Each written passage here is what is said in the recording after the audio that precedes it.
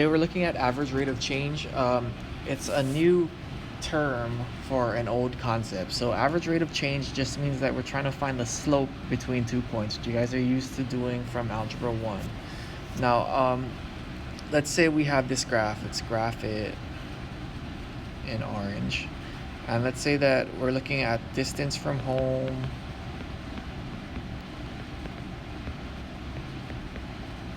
and then this will be the time in hours.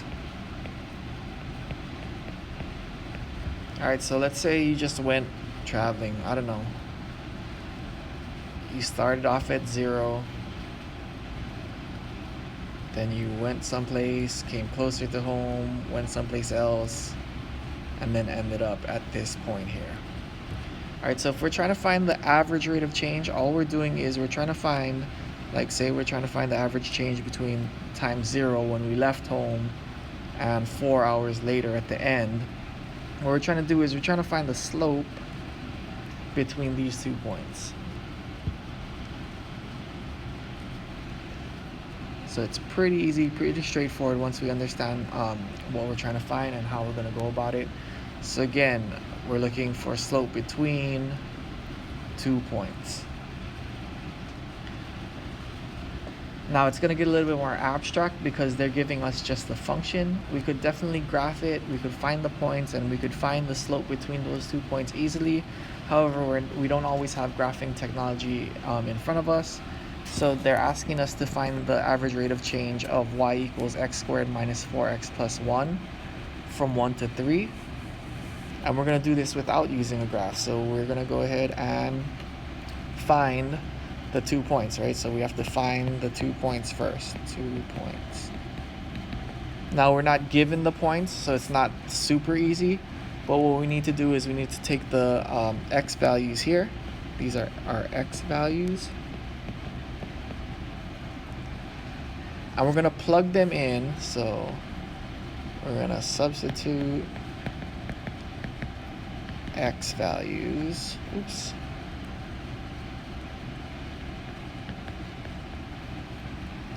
And we're going to try to find the differences from the points once we get those. So we're going to say y equals, the first x value is 1. So we're substituting 1 for x. 1 squared is 1, minus 4 is negative 3, plus 1 is negative 2. So we have our first point. Our first point is 1, negative 2. We'll do the same thing for the second point, the second x value, sorry, which is 3. So y equals, and we're substituting 3 for our x.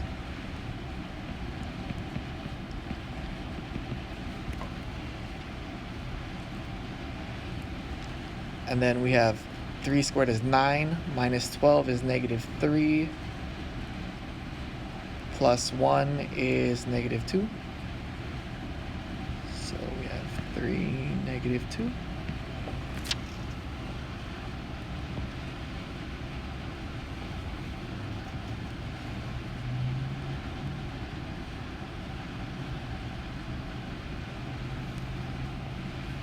Once we do that, we're going to find the slope. So find the slope. So slope is rise over run. If you guys can use that to do the points, excellent. For those of us who need the formula for slope, it's y2 minus y1 over x2 minus x1. If it helps, you guys can go label your points. So x1, y1, x2, y2. So our y2 is negative 2. Whoops. Minus y1, which is negative 2 again, over x2, which is 3, minus x1, which is 1. So we're just grabbing our x's and y's from our points here that we just found. And then we're going to simplify. So negative 2 minus negative 2 is 0 over 2. So our slope is 0.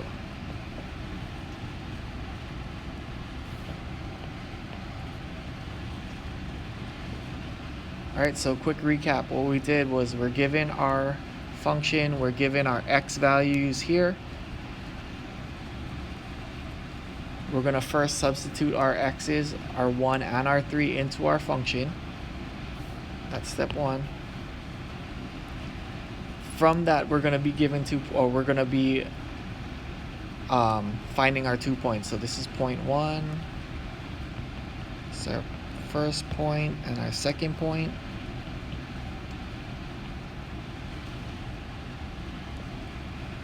And once we get our points, we're going to use the formula for slope, y2 minus y1 over x2 minus x1, and we're substituting our values into our slope formula. And once we simplify, we should end up with our slope. Alright, let's do the same thing. Well, the same concept. We're finding the average rate of change. This time we're given a graph. So from our graph, we're going to be able to find our coordinates. I know this is not a super nice graph where we have all the grid marks and all that stuff, but it's asking us to find our average rate of change from -1 to 2. So again, these are our x values.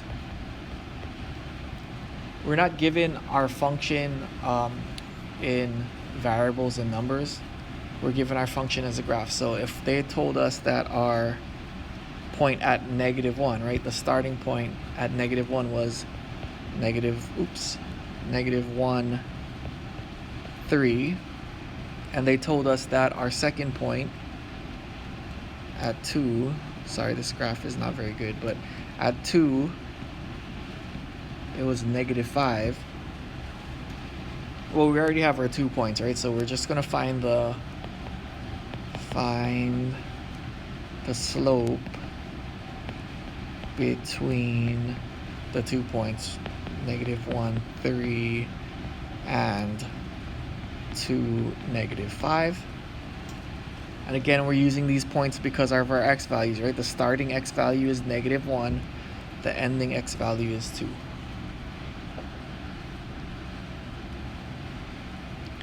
Alright, so we're going to use the formula y sub 2 minus y sub 1, or y2 minus y1 over x2 minus x1. We can label these points x1, y1, x2, y2. As long as they're the same sub number for both of them. It doesn't matter which point you pick first and which point you pick second, as long as the x and the y are labeled the same 1 or 2 for each point, we should be okay.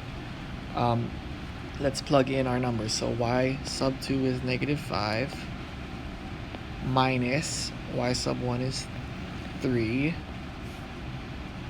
over x sub 2 is 2 minus x sub 1 is -1. So when we go ahead and simplify this, -5 minus 3 is -8.